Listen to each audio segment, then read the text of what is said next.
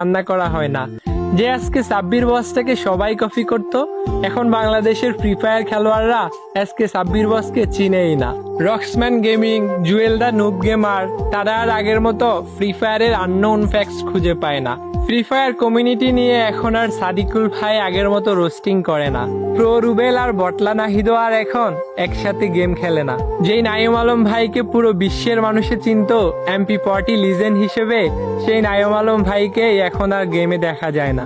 কতদিন হয়ে গেছে গেমিং উইথ জিহাদ ভাইয়ের সেই বিখ্যাত ডায়লগ ভাই সাব দেখা হয় না, দেখা হয় না তার ফানি সব কাস্টম গুলো।